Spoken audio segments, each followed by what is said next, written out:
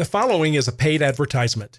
The content shared does not reflect the beliefs or opinions of Three Eagles Communications, Headwaters Media, or Heart of the Rockies radio management or staff. Okay. Welcome to the Living in Salida podcast. I am your host, Monica McCarthy, a realtor that specializes in Salida, Colorado, and surrounding areas. Today, we are going to talk to a very fascinating longtime Salida resident, Jack Chivvis. He wears many hats in our town. He's an artist, musician, a local historian, among many other things. He is currently retired, but he also helps his wife run Chivvis Lovell Studios with his wife, Linda. And he does mostly wall sculpture art with his found objects. We'll talk about that a little bit. And his wife, Linda, is a picture framer. He's a beloved fixture in our community, and I appreciate you chatting with me today. Thanks for being here. My pleasure. Yeah. Well, let's just start with, how did you end up in Salida? You've been here a long time, but you weren't born here. So when did you come, and what was that story? Well, that's an interesting story because I actually stumbled into Salida. Okay. In 1975 when I was 22. Okay. And my business partner and I had a really good year working in Las Vegas, building swimming pools, and we wanted to buy some mountain property in Colorado. Okay. And so we were going through different towns. We dropped into Salida, went to the United Farm Agency, met Tom Brunick, who is still around.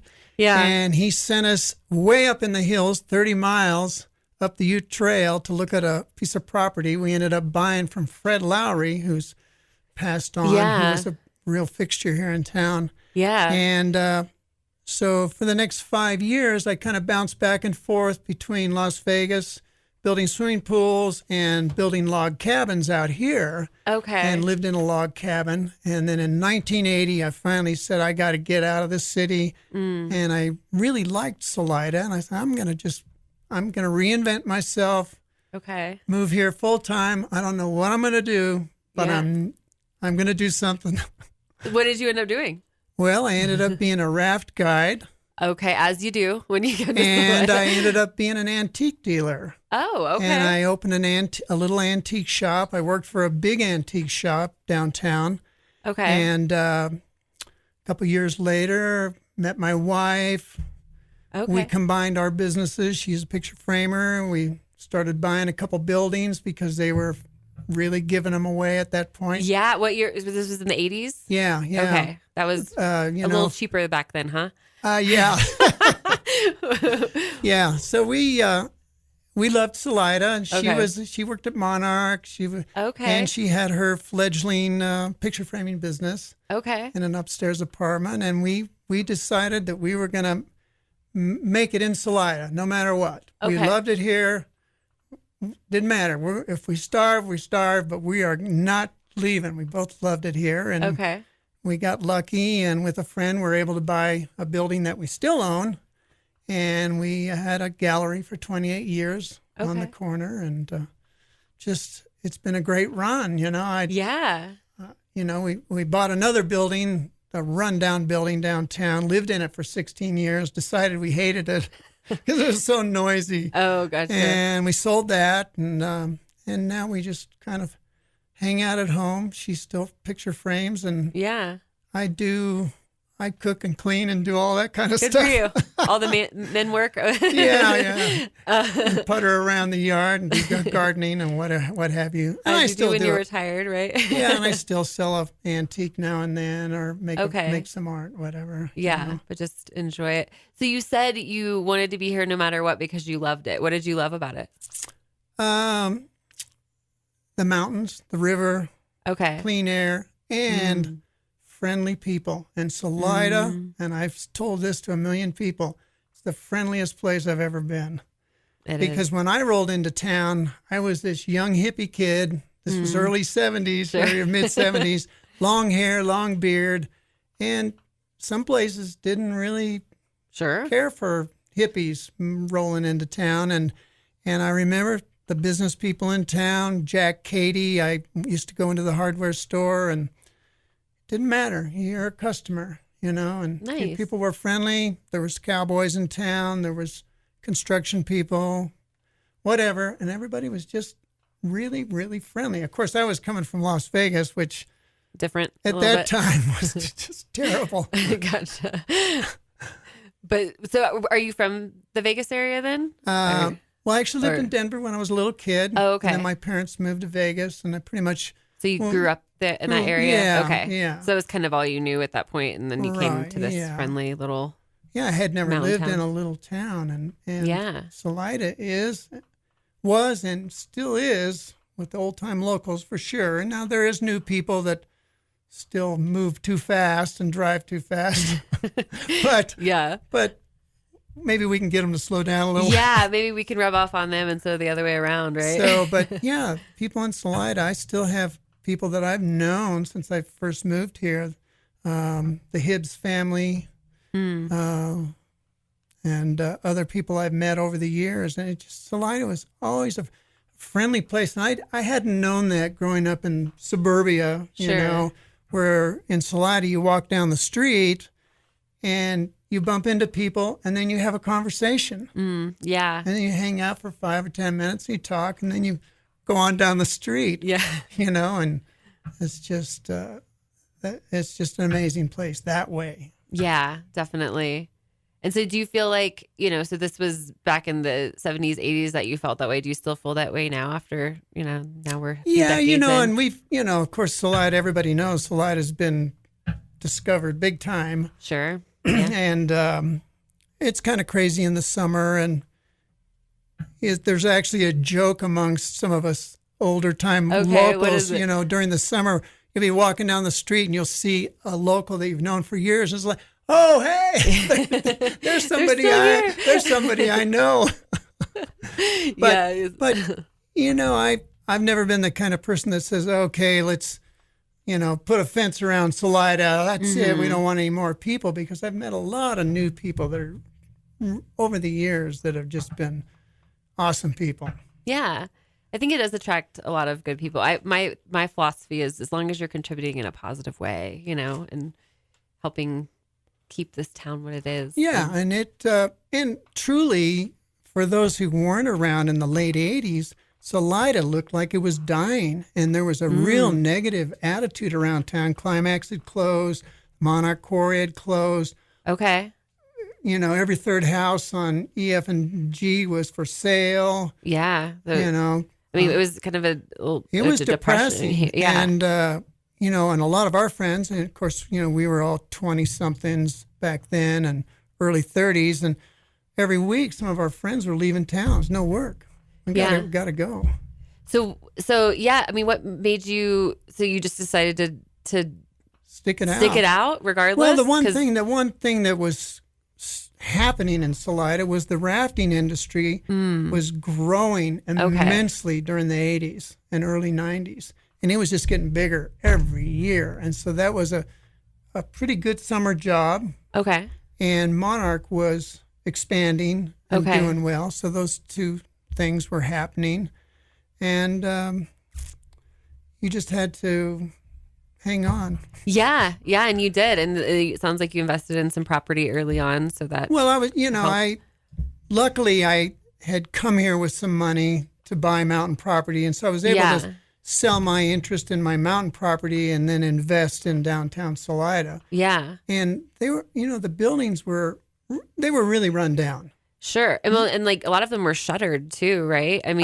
They were not boarded up. But they weren't in use, right? Or they were vacant? Cold storage. Gotcha. Okay. Paper on the windows or washing machines and refrigerators in there.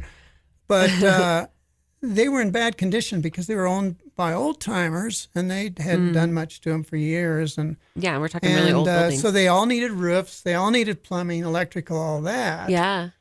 But they were dirt cheap. Sure. They were ridiculous. Do you remember how much it was the first one you bought in the 80s? You ready? Ready to, I'm ready. Yeah. Are you ready to fall out of your chair? Yourself. We bought the building, which we still own, on the corner. The corner of Sackett and F. Okay, so the prime guys. This is like the primest of prime. Of course, back then it was all bars and rough. liquor stores. Yeah. And it was pretty rough down there. Yeah, Run down, $25,000. Yikes! That's like an earnest money deposit now. Then that was in 85. 85. Okay. And then in 88, we bought a 2-story building that's next door to the kayak wall. Everybody knows the kayak wall. Everybody knows the kayak wall. So Yeah. it's a whole row of little buildings. Well, the one next to it is the skinniest one of those. Okay. And it had been owned by an old timer, tailors. There was a lot of tailors there in the old time. And he had owned it for 50 years and hadn't put a dime into it. Gotcha. And we bought that for $17,500. But it was That's rough. fantastic. I mean, you probably did put some money into it, it sounds like. You're talking, plaster falling down, bad plumbing.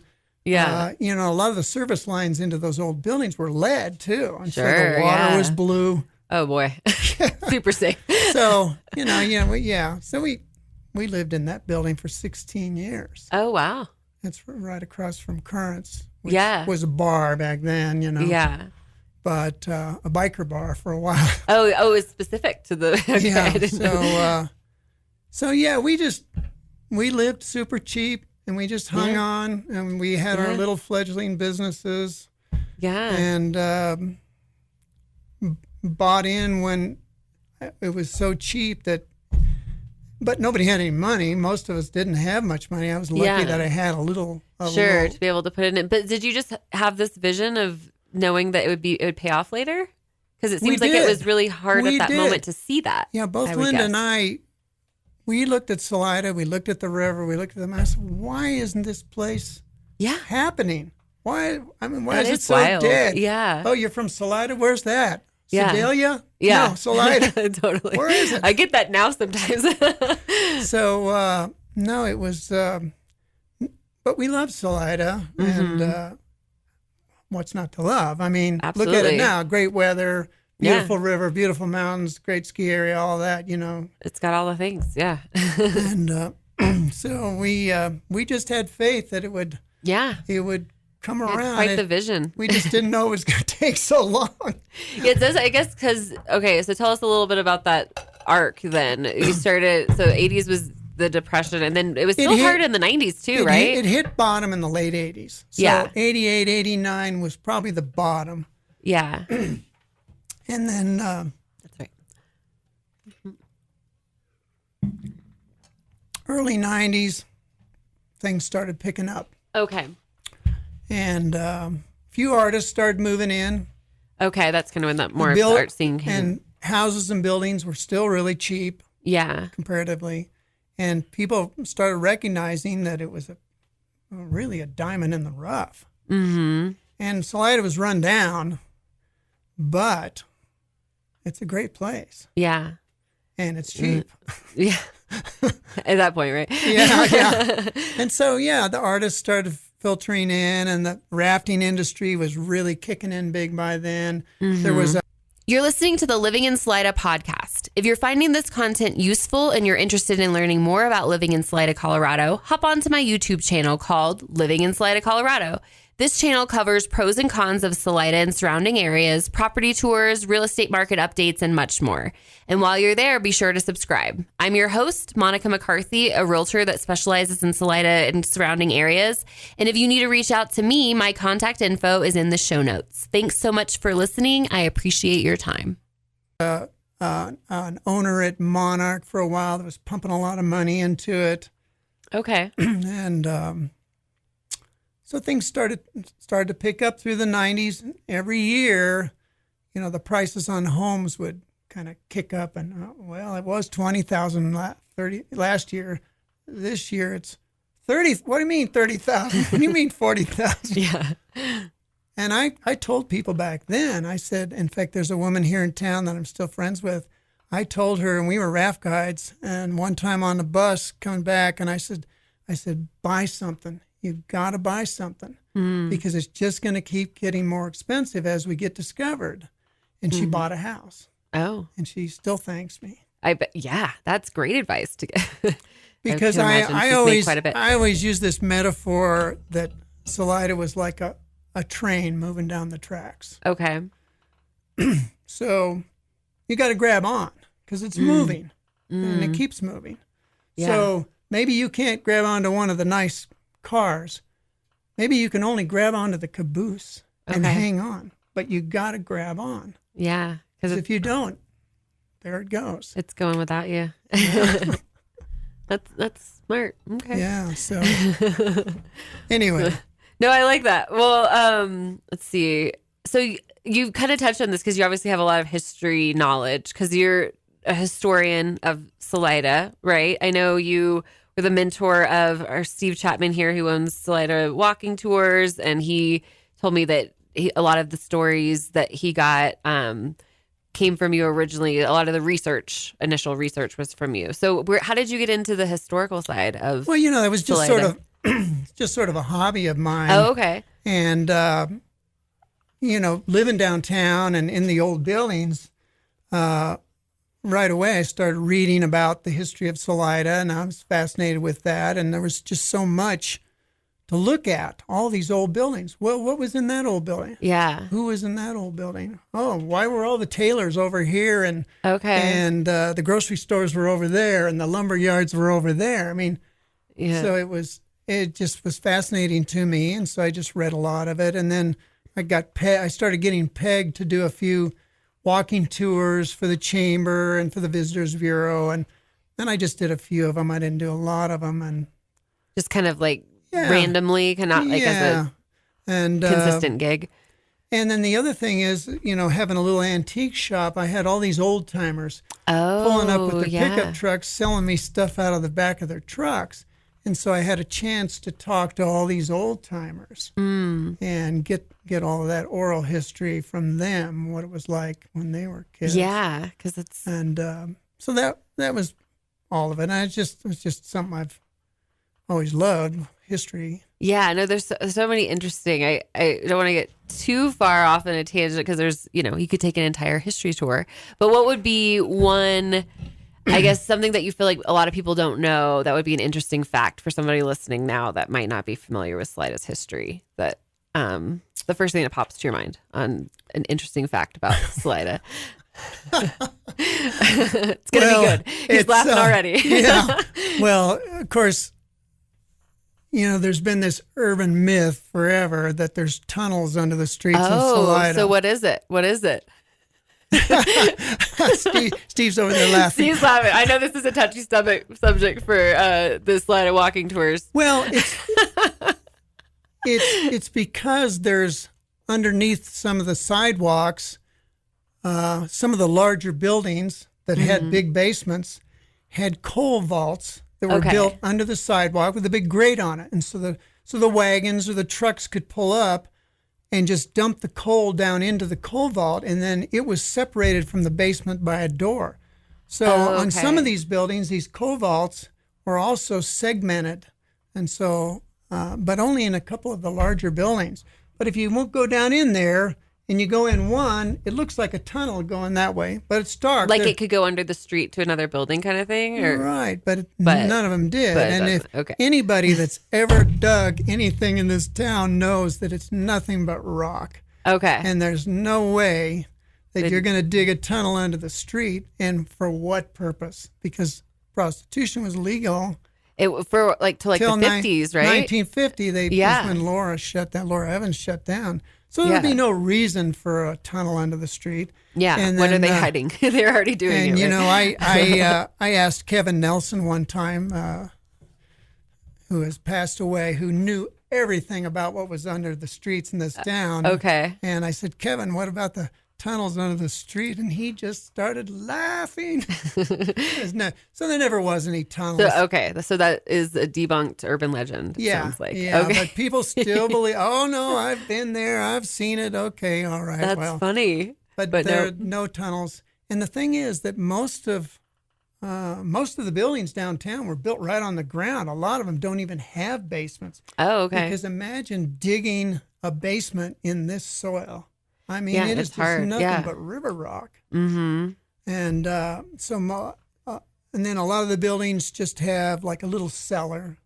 Okay. Just a few of the larger buildings have a full basement. Okay.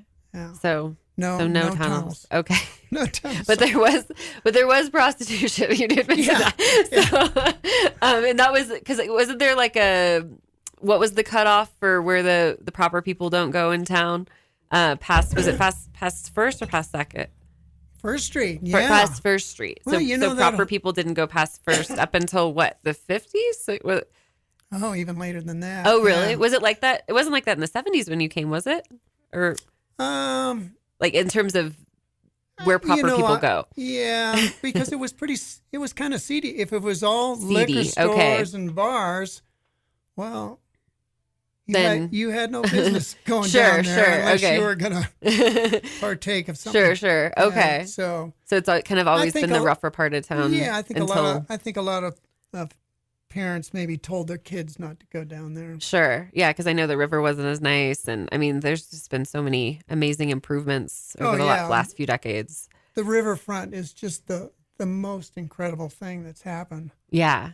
As far as an improvement. I mean, there used to be a concrete wall a 3-foot high concrete wall along the edge of Riverside Park because they were so worried that toddlers were going to fall down the bank and go into the river during high water and get swept away. Oh, wow. Because it had been filled in on both sides, so it was essentially a large ditch, the river through town, and there was no eddies.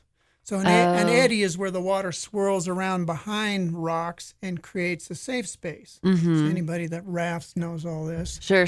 So there was no eddies, so no safe places to approach the river.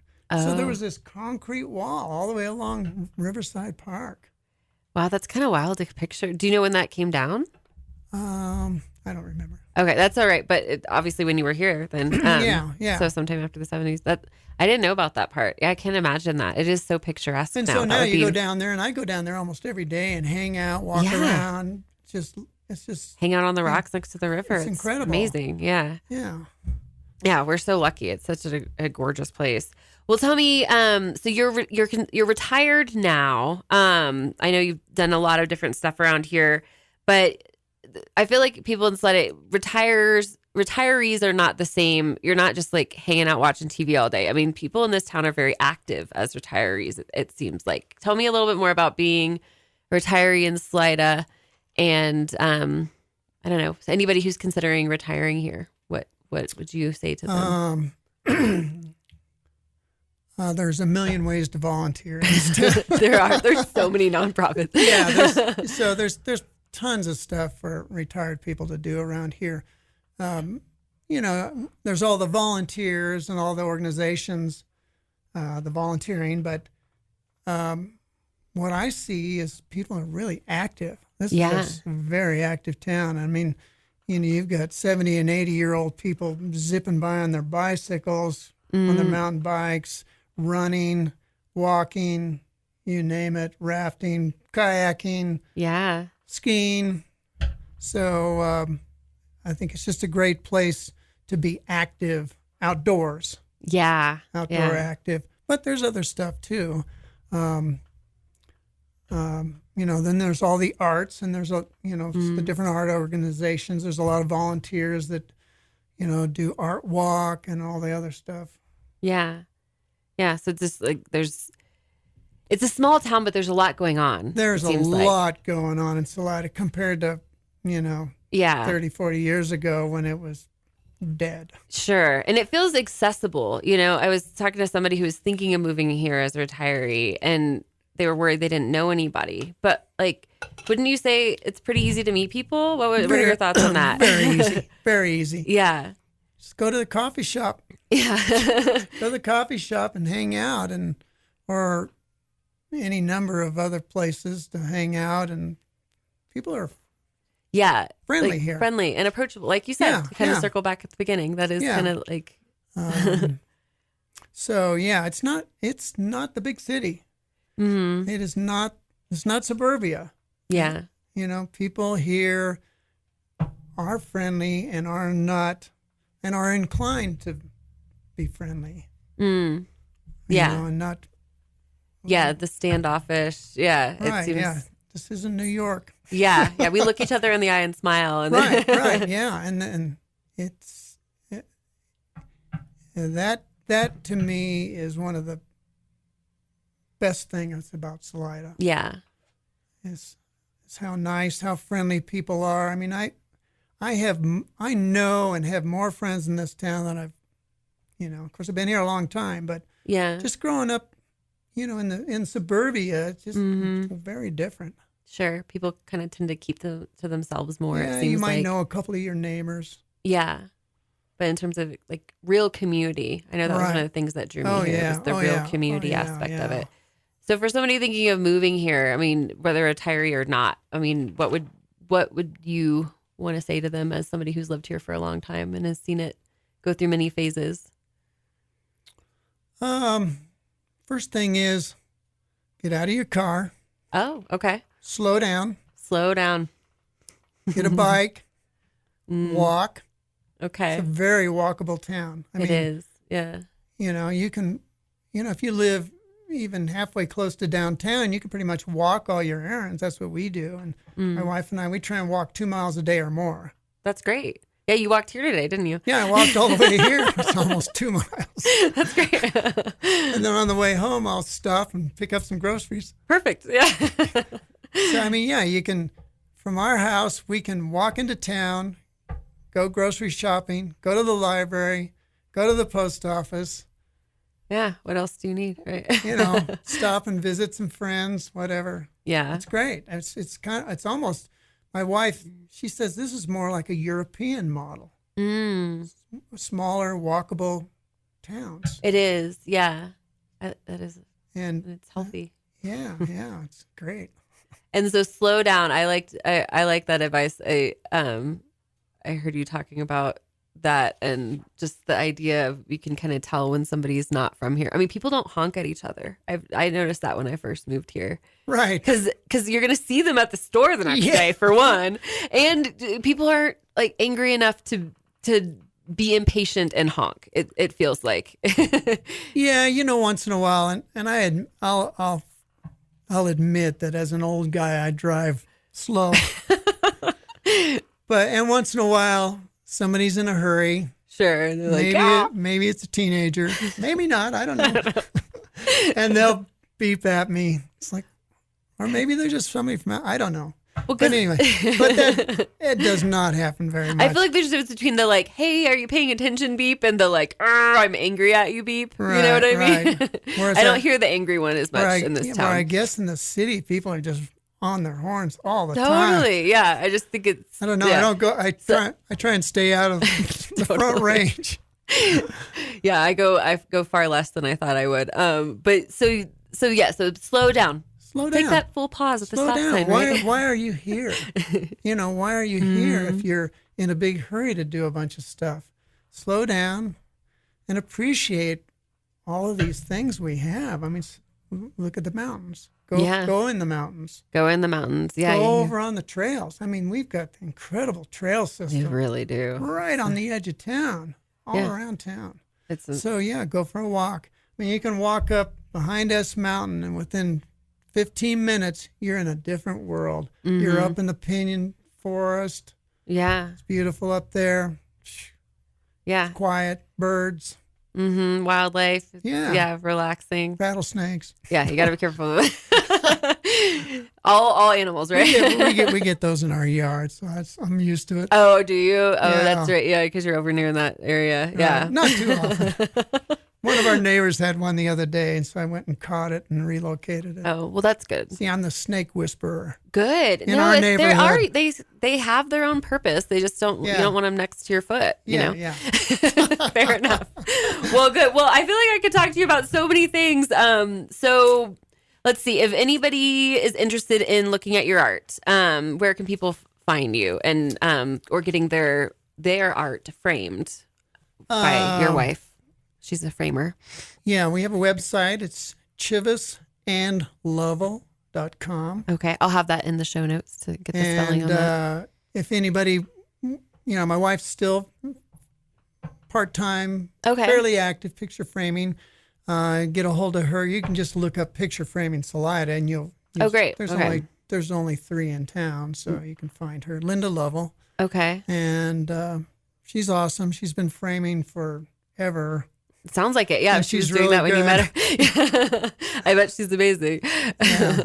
And but she's slowing down too because she's been doing it so long. But she still likes. She still loves her customers, and she still wants to do it Great. a little bit. And I'm not doing a lot of art these days because I don't have a place to show. Oh, okay. And I didn't do the studio tour. And I'm probably not going to do a pop-up for Art Walk either because I just don't have a lot of new work. And so you're kind of winding down from that just at the moment. Okay. Physical stuff mainly. Okay. You know, my wrist is worn out. Gotcha. Okay. And a lot of what I did with hammering and stuff. Oh yeah. It's just too much impact. So I've had to really back off. Yeah. So you're kind of that. shifting out of that now. So okay. Yeah. But I mean, I still have some pieces for sale that I have hanging around, and people can always call me and come over and check it out. Yeah. Well, and it sounds like it'll be even more rare then if you're not making more. Right. So get those unique ones now. And people come over and we're happy to give little tours of our studio. And actually my studio is half work studio and half museum. Since I have a pretty good collection of Salida memorabilia that I've come up with, and stuff left over from my antique. Yeah, I bet you saw a lot of cool stuff back then. Oh yeah. So nice. We're happy to have people over once in a while. Nice. Yeah, call ahead. Yeah. Nice. Well, I so appreciate your time. You're such a fascinating part of our community here. So thank you so much for coming. And thank you for listening to the Living in Salida podcast. This is episode 16 and our final episode for season 1. We'll be taking a break for the remainder of 2024, so stay tuned for more info about season 2. And I just want to say that I've really, really enjoyed doing this podcast. It's been a joy to meet new people like Jack here and to know others a lot better.